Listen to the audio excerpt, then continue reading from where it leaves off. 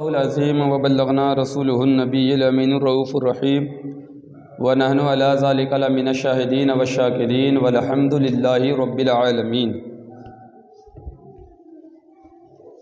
ادب و احترام کے ساتھ مدینے کے والی، دونوں عالم کے مالک و مولا، لمبے لمبے ہاتھوں سے بھیک دینے والے، بے سہاروں کے سہارے، سنہری جالیوں میں آرام فرمانے والے، مکان والے، لامکان والے، عرب والے، عجم والے، جناب احمد مجتبیٰ محمد مصطفیٰ صلی اللہ تعالیٰ علیہ وسلم کی بارگاہ عالی میں ہدیہ درود و سلام پڑھیں محبتوں کے ساتھ۔ اللہم صلی علی سیدنا شفیعنا حبیبنا مولانا محمد معدن الجود والکرم وعلیہ الاکرام وابنہ الکریم وبارک وسلم۔ صلاۃ و سلام علیک یا رسول اللہ صلی اللہ تعالیٰ علیہ وسلم۔ توحید کی امانت سینوں میں ہے ہمارے، توحید کی امانت سینوں میں ہے ہمارے، آسان نہیں مٹانا نام و نشاں ہمارا۔ یونان مصر روما سب مٹ گئے جہاں سے، باقی مگر ہے دیکھو، باقی مگر ہے اب تک نام و نشاں ہمارا۔ اللہ رب العزت نے اپنے محبوب مکرم صلی اللہ تعالیٰ علیہ وسلم پر جو پہلی وحی نازل فرمائی، حضرت جبرائیل علیہ السلام غار حرا میں سرکار علیہ السلام کے پاس تشریف لے کر آئے۔ مکے کا دور ہے، غار حرا ہے، سرکار جلوہ فرما ہے، جبرائیل کی آمد ہے، رب کا حکم لے کر جبرائیل آیا ہے۔ پہلی وحی، پہلا کلام مبارک کا حصہ حضرت آقا کریم کی بارگاہ میں لے کر حاضر ہوا ہے۔ حضرت جبرائیل علیہ السلام سرکار کی بارگاہ میں عرض کرتے ہیں، اقرا، اے محبوب پڑھیے۔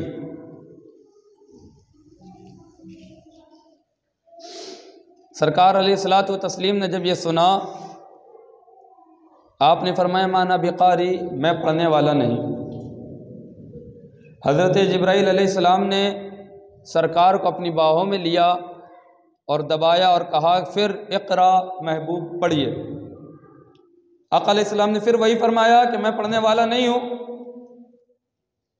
حضرت جبرائیل علیہ السلام نے پھر آپ کو اپنی باہوں میں لیا اور کہا کہ اے محبوب پڑھیے، اور انداز یہ رہا، ابھی تک تھا خالی اقرا اقرا، لیکن اب جبرائیل نے کہا اقرا بسم ربک الذی خلق، اے محبوب پڑھیے اپنے رب کے نام سے جو سارے عالم کا پیدا کرنے والا ہے، جو ساری کائنات کو بنانے والا ہے، جس نے ساری کائنات کو بنایا اور سجایا ہے، اس رب اکبر کے نام سے محبوب پڑھیے۔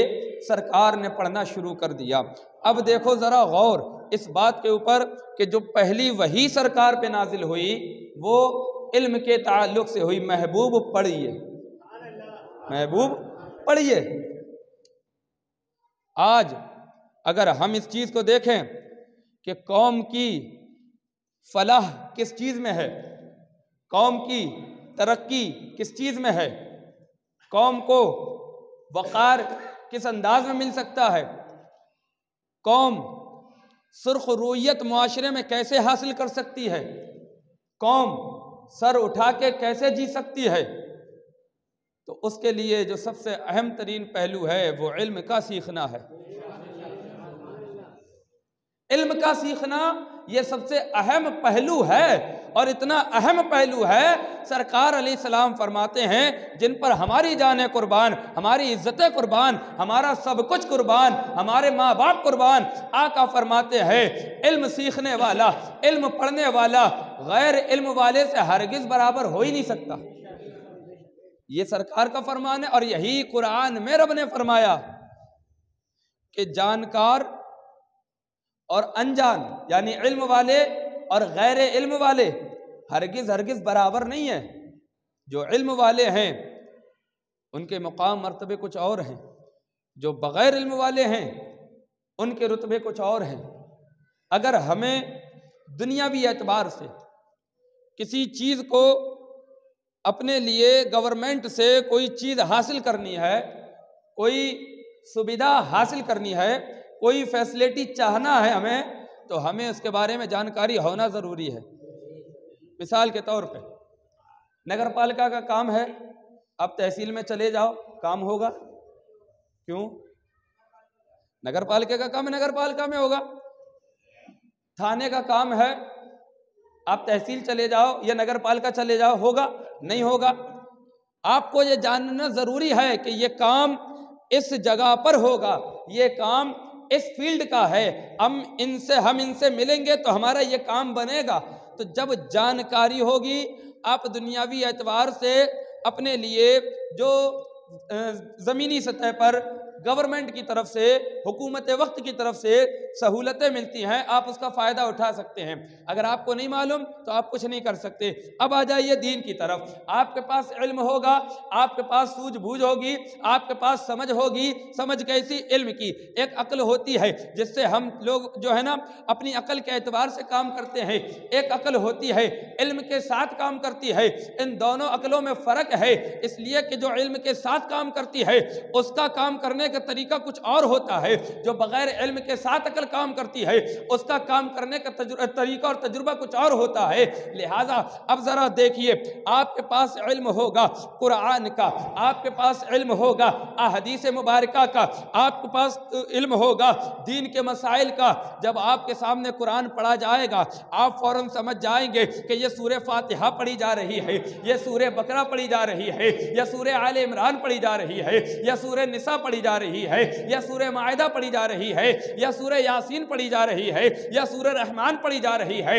آپ کے پاس علم ہوگا، آپ فوراً پہچان جائیں گے یہ جو بیان کیا جا رہا ہے، جس کو کہا گیا قال قال رسول اللہ صلی اللہ علیہ وسلم، یہ میرے مصطفیٰ کا فرمان ہے۔ آپ کے پاس علم ہوگا، جب بیان کیا جائے گا فرائض اتنے ہیں، شرائط اتنے ہیں، واجبات یہ ہے، نوافل یہ ہے، مستحبات یہ ہے، مکروہات یہ ہے، ممنوعات یہ ہے، اور حرام یہ ہے، اور نواہی یہ ہے، اوامر یہ ہے۔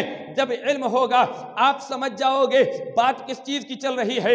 علم ہوگا آپ عبادت صحیح سے کر سکتے ہو، آپ کے پاس علم ہوگا آپ ریاضت صحیح سے کر سکتے ہو، آپ کے پاس علم ہوگا آپ شیطان کے واروں سے بچ سکتے ہو، آپ کے پاس علم ہوگا آپ دنیا کے جال سے بچ سکتے ہو، آپ کے پاس علم ہوگا آپ گمراہیت سے بچ سکتے ہو۔ القصہ مختصر یہ ہے، اگر آپ کے پاس علم ہے، علم کی دولت ہے، تو آپ سب سے بڑے امیر ہے، اس لیے کہ علم ایک ایسی عظیم دولت ہے، یہ دن پہ دن بڑھتا ہی جاتا ہے، یہ گھٹتا نہیں ہے۔ دولت مال ہو، دولت پیسہ ہو، دولت کرنسی ہو، آپ اس کو خرچ کرے آپ کا کم ہوگا، آپ اس کو دے کسی کو آپ کا گھٹ جائے گا، لیکن علم ایک ایسی عظیم نعمت ہے، آپ اس کو جتنا دوسروں کو پہنچاؤ گے، دوسروں کو بتاؤ گے، آپ کا کم نہیں ہوگا بلکہ آپ کا اور بڑھتا ہی چلا جائے گا، بڑھتا چلا جائے گا۔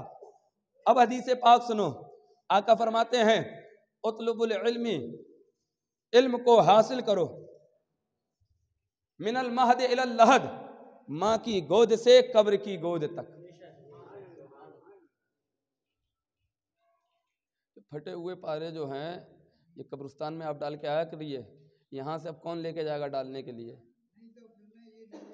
ہاں یہ کام ٹھیک ہے۔ علم سیکھنے کا حکم سرکار نے دیا ماں کی گود سے، اور کہاں تک؟ جب تک قبر میں نہ چلے جاؤ۔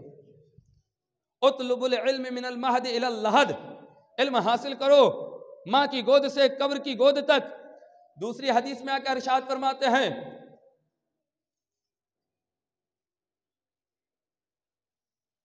بندہ ایمان والا ہو اور بندی ایمان والی ہو، مومن ایمان والے مسلمان، طلب العلم فریضۃ، علم کا حاصل کرنا، علم کو طلب کرنا فرض ہے، فرض کل مؤمن و مومنہ، تمام مومن مردوں پر اور تمام مومن عورتوں پر۔ تیسری حدیث میں آ کر ارشاد فرماتے ہیں علم والا، جس کے پاس علم ہے، جو دین کا علم رکھتا ہے، وہ اس عابد سے بہتر ہے جو رات بھر اللہ کی عبادت کرتا ہے اور یہ پڑھا سوتا رہتا ہے۔ مطلب کیا؟ نماز عشاء پڑھی، سو گیا، علم والا ہے، ایک دو مسئلے دیکھے، ایک آدھ گھنٹہ کتاب کا مطالعہ کیا، ایک دو گھنٹے کتاب پڑھی، علم سیکھا، سو گیا، آرام سے بستر پر مزے کی نیند لے رہا ہے، صبح وقت فجر ہوا اٹھ گیا، نماز فجر ادا کی، یہ بندہ ہے۔ ایک بندہ وہ ہے علم نہیں ہے، پوری رات جاگا ہے، سجدوں پہ سجدے کیے ہیں، عبادت پہ عبادت کی ہے، نوافل پہ نوافل پڑھے ہیں۔ اس بندے نے جو پوری رات اللہ کی عبادت کر کے گزاری ہے، اس بندے کے مقابل میں یہ بندہ بہتر ہے کہ اس کے پاس علم ہے، اس کا سونا اس کی عبادت سے بہتر تھا، اس لیے کہ اس نے 1 گھنٹہ 2 گھنٹہ علم سیکھنے پہ گزارا ہے۔ اس سے اس کو فائدہ یہ ہوگا کہ اس کو علم کی بدولت اس کو عبادت کا ملکہ حاصل ہوگا، عبادت کو صحیح اور درست ادا کرنے کا سلیقہ حاصل ہوگا۔ اس لیے کہ جب علم ہوتا ہے، بندے کو پتا ہو مثال کے طور پہ کہ جب ہمیں ہاتھ اٹھانے ہیں تو ہمیں کہنا کیا ہے، جب اسے صحیح معلوم ہوگا وہ صحیح طریقے سے تکبیر تحریمہ ادا کرے گا، اللہ اکبر۔ اسے جب علم ہوگا تو وہ ہاتھ باندھے گا، جب ہاتھ باندھے گا تو کہاں باندھے گا؟ چھاتی پہ باندھے گا، سینے پہ باندھے گا، ناف پہ باندھے گا، اوپر باندھے گا یا ناف کے نیچے باندھے گا، کیسے باندھے گا؟ علم ہوگا، اسے صحیح طریقہ پتہ چل جائے گا۔ سرکار کا طریقہ، میرے مصطفیٰ کی سنت یہ ہے کہ ہاتھ کو ناف کے نیچے باندھا جائے، باندھنا کیسے ہے یہ بھی اسے تبھی پتہ چلے گا جب علم ہوگا۔ اب جب اس نے باندھ لی نیت تو اب پڑھنا کیا ہے یہ اسے تبھی ہی پتہ چلے گا جب علم ہوگا۔ اگر علم نہیں ہے تو وہ تو ہاتھ باندھے کھڑا رہے گا، کبھی کلمہ شریف پڑھ رہا ہے، کبھی سبحان اللہ پڑھ رہا ہے، کبھی بسم اللہ پڑھ رہا ہے، اسے پتہ ہی نہیں ہے کہ جب نیت باندھ لی جائے، ہاتھ باندھ لیے جائے تو پڑھنا کیا ہے۔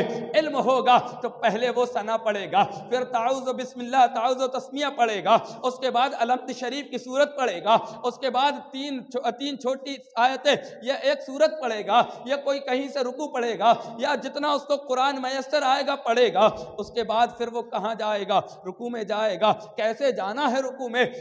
رکوع میں جانے کے بعد پڑھنا کیا ہے، کس طریقے سے پڑھنا ہے، یہ اسے تبھی حاصل ہوگا جب اس نے سیکھنے کی کوشش کی ہوگی، جب اس نے علم حاصل کیا ہوگا۔ لہذا پیارے، بندہ علم کے بغیر صحیح سے نماز نہیں پڑھ سکتا، علم کے بغیر صحیح سے روزہ نہیں رکھ سکتا، علم کے بغیر صحیح سے زکوٰۃ نہیں دے سکتا، علم کے بغیر صحیح سے حج نہیں کر سکتا۔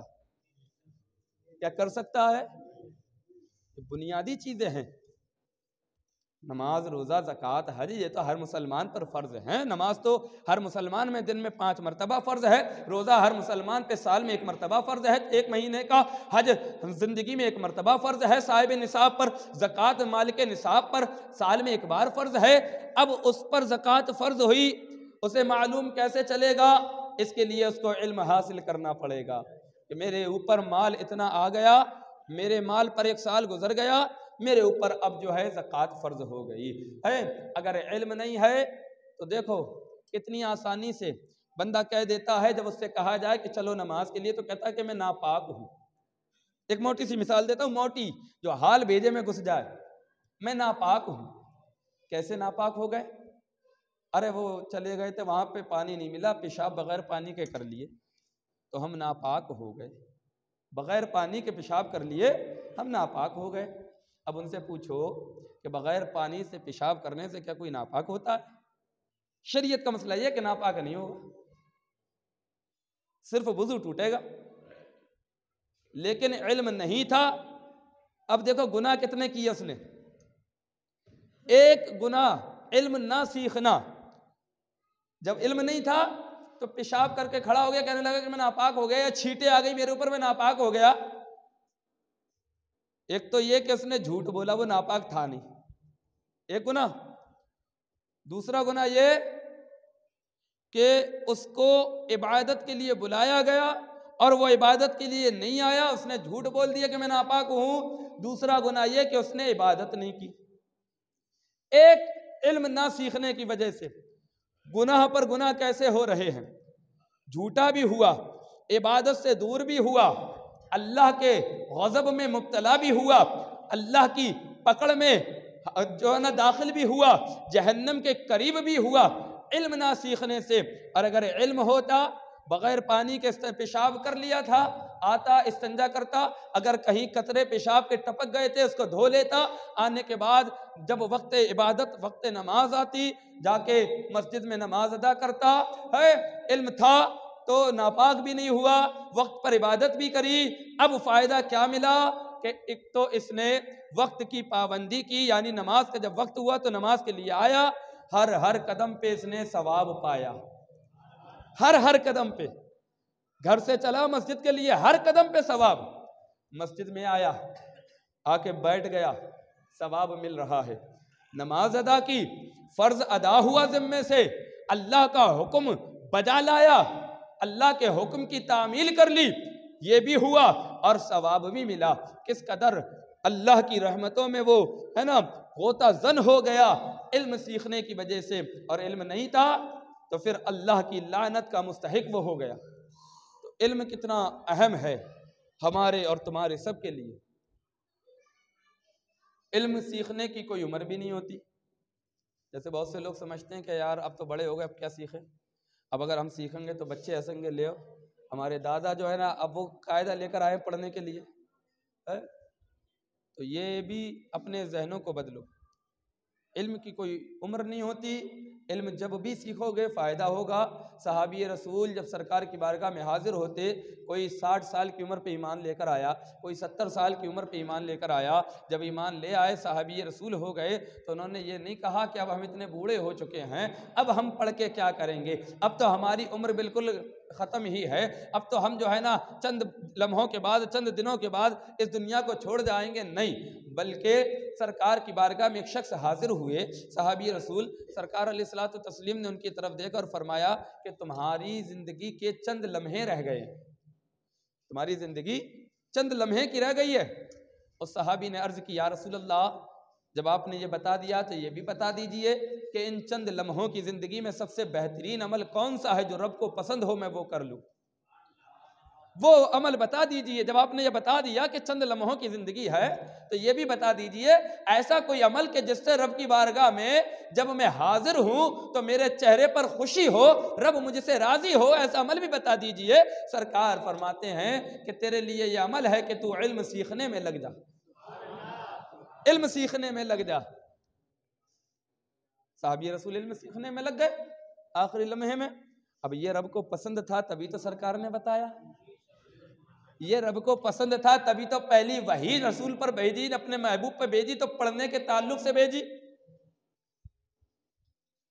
یہ رب کو اور رب کے محبوب کو پسند تھا کہ مسجد نبوی شریف ہے، صحابہ اکرام بیٹھے ہوئے ہیں، اللہ اللہ کی ضربے لگا رہے ہیں، کوئی تسبیح پڑھ رہا ہے، کوئی قرآن کی تلاوت کر رہا ہے، کوئی سجدے کر رہا ہے۔ سرکار تشریف لے کے آئے ان کے پاس اور آنے کے بعد مسکراتے ہیں اور کہتے ہیں کہ کیا ہی اچھا کام تم کر رہے ہو۔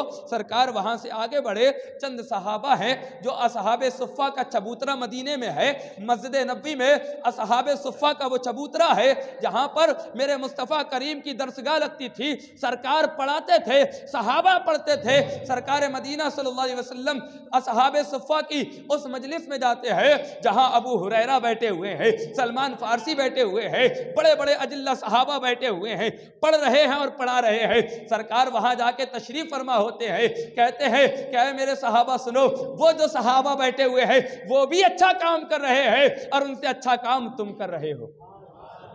پڑھنے کو سرکار نے، پڑھنے اور پڑھانے کو آپ نے پسند فرمایا، اس لیے کہ جب قوم پڑھ جاتی ہے، جب قوم کے پاس علم ہوتا ہے تو وہ ہر محاذ پر کام کر سکتی ہے، ہر اعتبار سے وہ فتنوں کا جواب دے سکتی ہے، ہر اعتبار سے وہ اپنی زندگی کو خوشحال اور خوشگوار بنا سکتی ہے۔ اور اگر علم نہیں ہوگا تو پھر جاہل اور جانور میں کوئی فرق نہیں ہوتا، علم والا ہمیشہ مقدم رہتا ہے، اگرچہ عمر میں چھوٹا ہو، اور غیر علم والا اگرچہ عمر میں بڑا بھی ہو پھر بھی وہ اس چھوٹے کے برابر نہیں ہو سکتا، اس لیے کہ وہ علم والا ہے۔ اس لیے عزیزان ملت اسلامیہ، آپ سے عرض یہ کرنا چاہتا ہوں، آپ بھی علم سیکھیں، اپنے بچوں کو بھی علم سکھائیں، اپنے بچوں کو بھی پڑھائیں، ان پر توجہ دیں، ان کے اوپر خاص فوکس ڈالیں پڑھائی کی تعلق سے، دنیاوی تعلیم، عصری تعلیم بھی ان کو دلائیں اور دین کی تعلیم بھی ان کو ضرور بھی ضرور دلائیں۔ اس لیے کہ اگر دین کی تعلیم اگر انہیں نہیں دو گے تم مر کے چلے جاؤ گے، کبھی تمہاری قبر پہ سورہ فاتحہ پڑھنے بھی نہیں جائیں گے، اس لیے کہ ان کو آتی نہیں ہوگی۔ اگر چاہتے ہو کہ مرنے کے بعد تمہیں سکون ملے، آقا فرماتے ہیں انسان دنیا سے چلا جاتا ہے، اعمال اس کے منقطع ہو جاتے ہیں، اب وہ کوئی نیکی نہیں کر سکتا۔ مرنے کے بعد کوئی نماز پڑھنے آتا ہے؟ کوئی روزہ رکھتا ہے؟ کوئی حج کرنے جاتا ہے؟ کوئی زکوٰۃ دیتا ہے؟ نہیں، سارے اعمال بند، منقطع ہو گئے۔ آقا فرماتے چند اعمال ایسے ہیں کہ مرنے کے بعد بھی بندے کو اس کا ثواب ملتا رہتا ہے۔ اس میں سے ایک عمل تو یہ ہے، اس کی نیک فرما بردار اولاد، اگر اس کی نیک اولاد ہے، اللہ اس نیک اولاد کے صدقے میں اس کے ماں باپ کو بھی ثواب عطا فرماتا رہے گا۔ تو یہ فرما بردار بنے گی کب؟ جب ان کو مصطفیٰ کریم کی محبت کے جام پلاؤ گے، ان کو سرکار کے علم کے جام پلاؤ گے، جب انہیں پڑھاؤ گے کہ بیٹا تمہارا نبی ایسا مقدس نبی ہے کہ اگر انگلی سے اشارہ کرے آسمان پر تو ڈوبا ہوا سورج نکل آئے اور کامل چاند دو ٹکڑوں میں ہو جائے، تمہارا نبی تو وہ نبی ہے اگر پیڑ کو اشارہ کر دے تو پیڑ چل کے چلا آئے، تمہارا نبی تو وہ نبی ہے اگر پتھر کو کہہ دے تو پتھر بولنے لگے، تمہارا نبی تو وہ نبی ہے کہ اگر پتھر سے کہہ دے تو پتھر پانی پہ چل کر چلا آئے اور آنے کے بعد کہے یا رسول اللہ آپ پر اللہ کا سلام ہو، آپ پر اللہ کا درود ہو۔ تمہارا نبی تو وہ نبی ہے کہ اگر وہ کہہ دے دن کو شب تو وہ رات میں تبدیل ہو جائے، اور اگر کہہ دے رات کو دن تو وہ دن میں بدل جائے۔ جب تمہیں علم ہوگا تو تم اپنے بچوں کو یہ پڑھاؤ گے، جب تم اپنے بچوں کو یہ پڑھاؤ گے تو تم تو مر کے چلے جاؤ گے، تمہارے بچے زندگی بھر اس عقیدے پہ قائم رہیں گے، نیک رہیں گے، ثواب ان کو بھی ملتا رہے گا، تمہیں بھی ملتا رہے گا۔ اور اگر اولاد نافرمان نکل جائے، اگر لیک پال بن جائے، سمجھ رہے ہو نا، لیک پال لکھا پڑھی کرنے والے، اتنی سی ڈائری لے لیں گے، ہاتھ میں پین لے لیں گے اور بیٹھ جائیں گے نواب صاحب، ایسا لگتا ہے اور وہ بھی نالی کے اوپر، ایسا لگتا ہے کہ ان کے آبا و اجداد بہت بڑی پراپرٹی چھوڑ کے گئے تھے تو اسی کا جو ہے نا حساب لگا رہے ہیں، کس کو کتنا دینا تھا، کس کو کتنا لینا تھا۔ عزیزان ملت اسلامیہ، یاد رکھو اگر اولاد نافرمان نکل جائے، بدعمال نکل جائے، بری نکل جائے تو اس کا عذاب اولاد کو بھی ہوگا، ماں باپ کو بھی ہوگا، چھٹی نہیں پاؤ گے۔ بچے پیدا کرنا بڑا آسان ہے، ان کی اچھی تربیت کرنا اصل چیز ہے۔ ان کی اچھی تربیت کرو، ان کو علم کے زیور سے آراستہ کرو، ان کو علم سکھاؤ۔ جب تم علم سکھاؤ گے تو تمہارے بچے تمہارے لیے تمہارے آخرت کا نجات کا ذریعہ بنیں گے۔ جب وہ کوئی نیک کام کریں گے تو اس کا ثواب تمہیں بھی ملے گا، اس لیے کہ وہ تمہاری اولاد ہے۔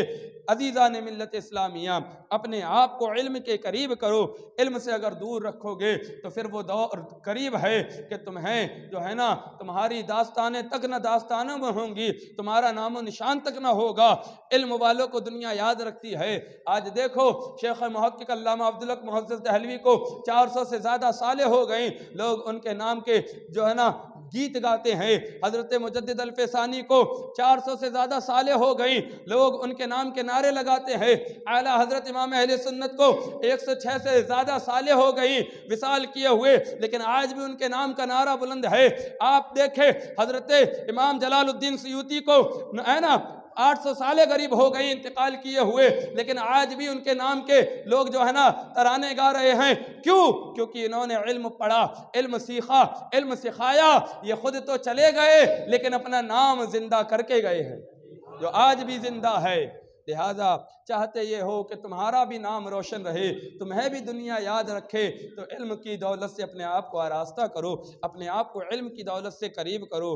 عزیزان ملت اسلامیہ، آپ کو معلوم ہے کہ مساجد اور مدارس جو ہیں یہ دین کے کام کرنے کے دو قلعے ہیں، یہاں سے دین کا کام ہوتا ہے، مسجد اور مدارس سے۔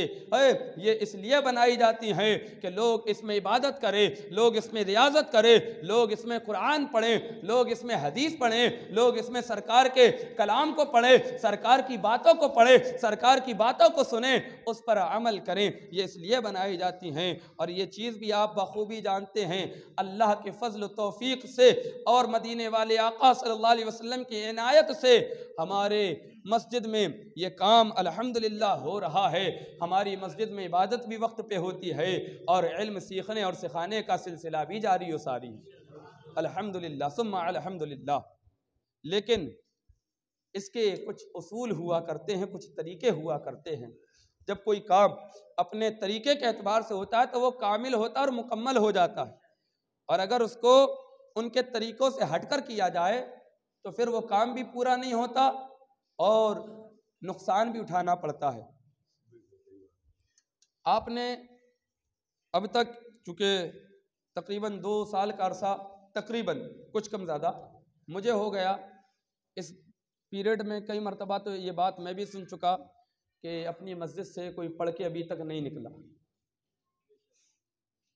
لیکن الحمدللہ ثم الحمدللہ پھر الحمدللہ، اللہ کے فضل و توفیق سے کئی بچے ایسے ہو چکے ہیں کہ جن کے قرآن مقدسہ کی تعلیم جو ہے وہ مکمل ہو چکی، اور انشاءاللہ العزیز آنے والی 21 تاریخ کو، اتوار کا دن ہوگا، 21 تاریخ ہے، چاند کی 9 تاریخ ہے، ادھر سرکار غریب نواز کا بھی مہینہ ہے تو نظر سرکار غریب نواز کی بھی ہوگی، اور جن بچوں کے قرآن مقدسہ مکمل ہو چکے ہیں ان کو اعزازی طور پر دستار دی جائے گی تاکہ وہ اس چیز کو سمجھیں کہ جب قرآن پڑھا تو یہ اتنی عزتیں ملیں، جب اس کو ہم یاد کر لیں تو کتنی عزتیں ملیں انشاءاللہ العزیز۔